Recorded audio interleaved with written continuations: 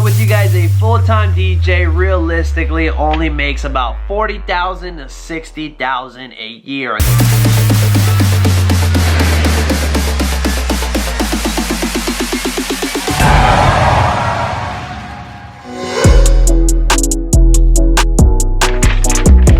Welcome to part number 2. A few weeks ago, I posted a DJ pricing video here on my channel, and today I want to address a couple of the concerns, a couple of the questions that you guys had on that video. If you haven't seen that video, I highly recommend that you go check it out because I'm going to be referencing that video a lot. So I want to start this video off by saying, thank God I live in the USA. God bless America. I love this country so much. One of the biggest concerns that popped up in the comments of the video is, hey man, that's probably how it works in the USA. That's not how it works in the rest of the world. And you're probably right. I live in the USA. I live in New Jersey. I don't know how things work outside of the US. So if you're watching this and you're outside of the USA, I'm sorry. This video is probably not for you. Weddings versus parties. Now, I did mention in that video that I love doing weddings. That's what I'm good at. That's what I want to do. I don't want to do parties. Now, what are parties? Parties are your baby showers, your first birthday parties, bridal showers. The thing about DJs is that most want to be a jack of all trades. They want to be the best quinceañera DJ. They want to be the best Sweet 16 DJ. They want to be the best bar mitzvah DJ. They want to be the best wedding DJ. And it's great that you want to succeed at all those things, but it also hurts you from a business standpoint. When you specialize at something, you're able to charge more because you are the best. You are the go-to at that particular event. Once in a lifetime. You see, there are a few events that are considered once in a lifetime type of events, which means that people are willing to dish out a little bit more money for these events because they see it as only happening once in your life. So across the industry, you'll see a markup when it comes to these events. And from a DJ standpoint, these are a little bit more tricky. There's a bit more planning. You need a little bit more experience to be doing these type of events than when you're doing a barbecue, a baby shower, stuff like that. Nobody really cares if you mess it up. If you royally mess up one of these, it could potentially mean the end of your DJ career. This right here is the $1,000 threshold. This is a little bit harder to cross when you're doing those smaller parties. When you're doing a house party, chances are nobody's gonna want to pay you $1,000 for doing a small barbecue, a house party, even holiday parties. Those are very hard to cross over that $1,000 threshold. Now, with once in a lifetime events, those are a little bit easier. Like I said, people are willing to pay more money for professionals, for guys with experience, because they don't want to mess that up. With smaller parties, chances are people don't want to spend over $1,000. They see it as some guy just playing music. When you're doing small parties like that, I don't want to say it's impossible to get over $1,000 or $1,000, but it's going to be very, very hard. Over $2,000. Now, from the comments of my last video, a lot of you guys seem to be in agreement that $1,000, $1,250 is around where most of the market is here in the USA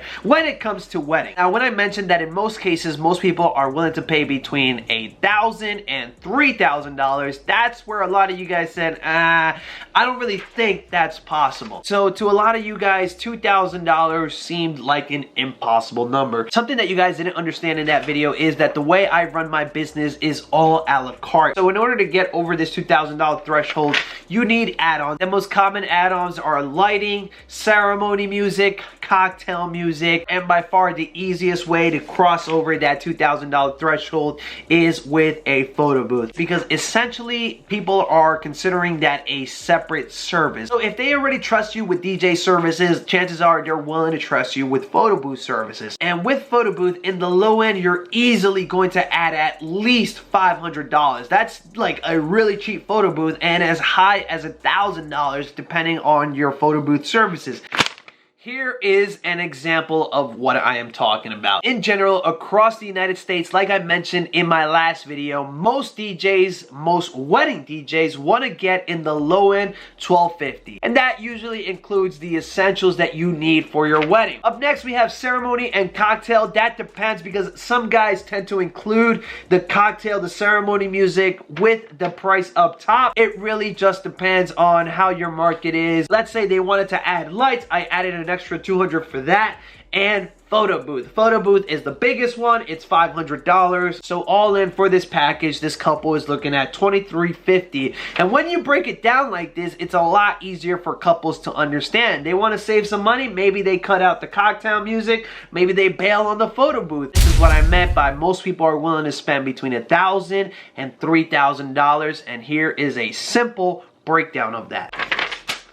You're rich or not rich. That was the second most common complaint that I got in that video. A lot of you guys were saying, wow, you charge a ridiculous amount of money to DJ. You must be rich. And a lot of you guys said, hey, you don't have a Ferrari, you don't have a BMW, you don't have this, you don't have that, your house is small. How come you're charging so much and you're poor? And if there's anything that I've learned from doing YouTube in the last 3 years is the fact that people are absolutely stupid and they love to highlight their stupidity in the comment section of my videos.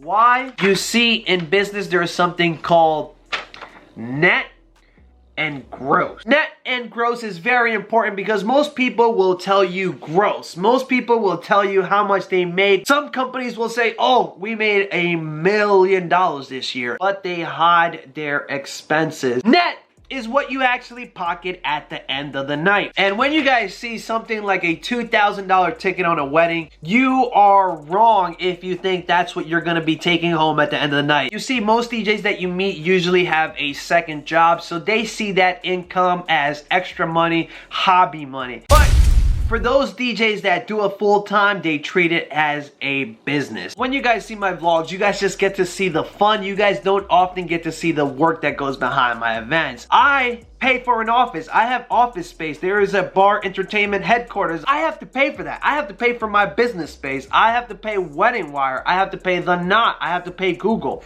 And I mentioned to you guys that I am in the Mecca. I am in the tri-state area. This is a hotspot for weddings. Weddings are very expensive here, but that also means that things like Wedding Wire, The Knot are super, super expensive. $500 a month for Wedding Wire, $500 a month for The Knot, and that's not even a top tier listing. It is ridiculously expensive down in Jersey. So in a month, I could pay Wedding Wire, The Knot, and Google $2,000. One of those events, that money didn't go to me. It went to the office, it went to Wedding Wire, it went to The Knot, it went to Google, it went to my insurance, equipment. If I do Dancing on the Clouds, if I do CO2, I have to buy tanks, I have to buy dry ice. That is not free. And I always have staff. There are some of you guys that work solo, and that's great, but I have staff. And there's a ton of other things that DJs don't take into account. They just see it as side money. Reason number 2 why people on the internet are dumb is the fact that they can't realize simple things like the fact that DJing is a predominantly weekend thing. There are only 52 weekends in the year. Most DJs, I would say, roughly work about 80% of that 52 or about 40 weekends a year. I got my trusty calculator here, and let's say, for example, I'm making $2,000 every event. Now, what a lot of dummies did is they took $2,000 and they times that by 365, and they think I'm a millionaire because they are dumb.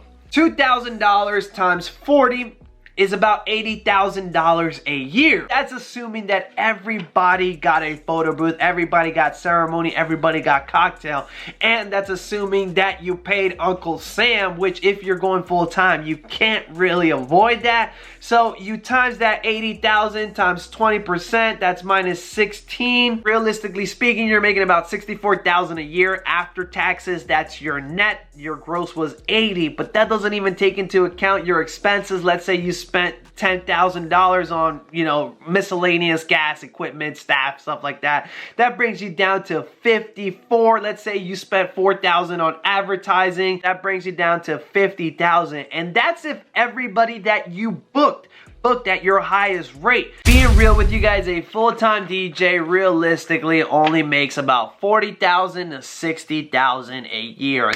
Lastly, who cares? I wish more DJs would understand this. A lot of DJs love to complain about guys coming in and undercutting them. In my last video, I said something that I said jokingly, but it had a lot of truth. If they said yes, you're probably not asking for enough money. If they said no, you're probably asking for too much money. That means two things. A, they were not the right client for you, which means you shouldn't even want to work with them. And B, you're not as good as you think you are. You see, DJs love complaining about that $200 DJ, about that $300 DJ, about that $100 DJ. And one thing I never understood is, who cares? Shouldn't be complaining because that was probably not your client. You see, I've been through it all. I've been that $50 DJ. I've been that $100 DJ. And I've been as high as that $5,000 DJ. When people watch my videos, they assume I started DJing when I started this channel. But I've been at this for 10 years. So you have to understand that I am not a rookie at this. Yes, the company is new, but I had 8 years of experience prior to starting the company. So I knew a lot about the industry going in, and it was not an overnight process. So if you're complaining about not working, it's not the DJ who's charging less than you's fault. It's your own fault for not finding the right clientele or pricing yourself out of the game. You gotta stop blaming the guys who are just starting out for your failures. Get as much as you can get without pricing yourself out of the game. Thank you, bros, so much for watching this video. I do hope you found it informative. If you have any questions, comments, or concerns, leave them down below. Like this video if you like this, subscribe if you're new around here, and if you really want to help me out, don't forget to turn on that bell so you can be notified next time we do another video just like this one. Signing off, DJ Barr. Stay awesome, bros, and I'll see y'all next time.